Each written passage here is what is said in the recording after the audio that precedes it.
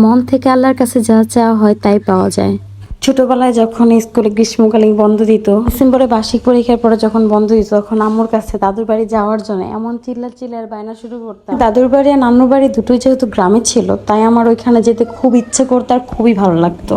আলহামদুলিল্লাহ, এখন গ্রামে আমার নিজের একটা বাড়ি আছে, মানে উশিয়ার পাপাকে বিয়ে করার পর আর কি। এখন কথা হলো, কিছুদিন আগে আমাকে একজন জিজ্ঞেস করে, গ্রামে তুমি কিভাবে অ্যাডজাস্ট করো, কিভাবে থাকো।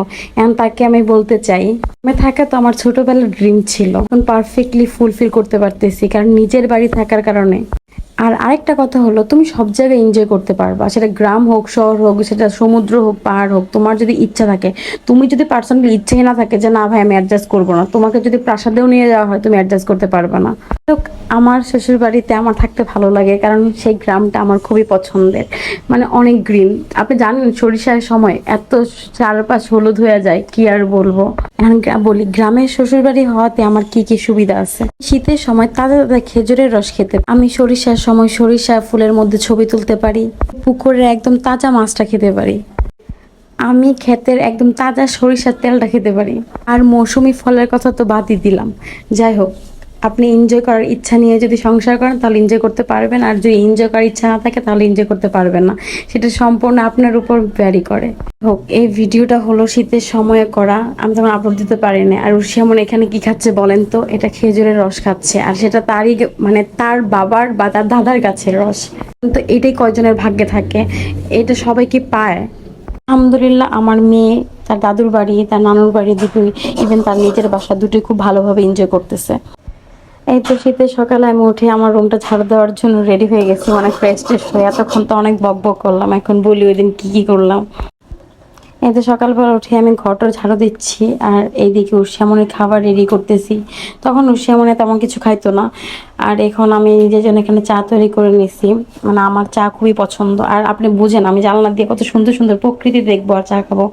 মানে আমার জানলা দিয়ে এত কিছু দেখা যায়, যারা আর কি মানে আমার গ্রামে না থাকেন তারা জানবেন না। আর এই তো উশিয়ামনি তার দাদুর বাড়িতে গেলে আর কি বের হয়ে যায় খেলার জন্য, এখানে দাদি ওকে খাওয়াবে সকালবেলা।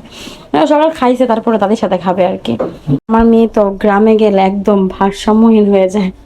মানে ফানি ভাবে বললাম, এটা একবার খারাপ ভাবে কেউ নেবেন না, কারণ সে ওই মুরগি, গরু, ছাগল, মানে পাখি টাখি দেখে আর নিজেকে কন্ট্রোলই করতে পারে না।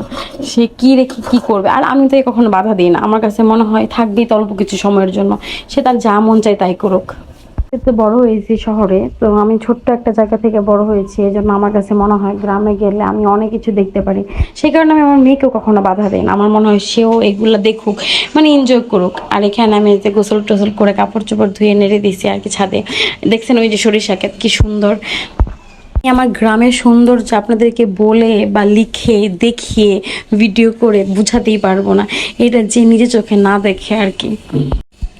মানে এত সুন্দর গ্রাম, আসলে সুন্দর। আমি বই পুস্তকে পড়তাম, এখন শ্বশুরবাড়ি হওয়ার কারণে বুঝতে পারছি। আর ওই যে সামনে একটা দেখতেছেন ক্ষেতের মতো ছোট ছোট গাছ, আমি আমার হাজবেন্ডকে জিজ্ঞেস করছিলাম ওই গাছগুলা কি, সে আমাকে বলছে সূর্যমুখী। আসলে মিথ্যা কথা, ওইগুলোকে গরুকে খাওয়ায়। আমি বুঝতাম না দেখে আমাকে যা নয় তাই বোঝায়। সে এমন দুপুরবেলা খাওয়া দাওয়া করে এখানে বিকেলবেলা আবার খেলতে বের হয়ে গেছে।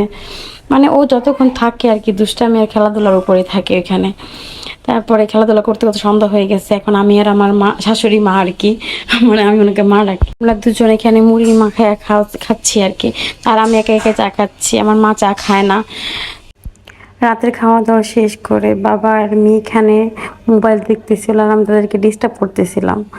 আর সারাদিন এইভাবে আলহামদুলিল্লাহ ভালো গেল, আর আমরা কিছু গল্প করতেছিলাম, একটু শুনেন।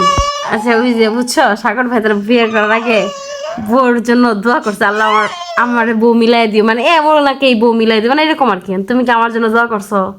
নাসফিরা টাকায় বলো, সত্যি করে মানে মন থেকে, তুমি আমার সত্যি মন থেকেই বলো, তুমি কি আমার জন্য জ্বর হয়েছে বিয়ের আগে যে আল্লাহ ইহাদকে পাইয়ে দোয়া সত্যি করে বলো। দোয়া করছি বুবা হয়ে যাও। না না, এটা তো এখন না, তুমি সত্যি করে বলো যে তুমি কি দেখছো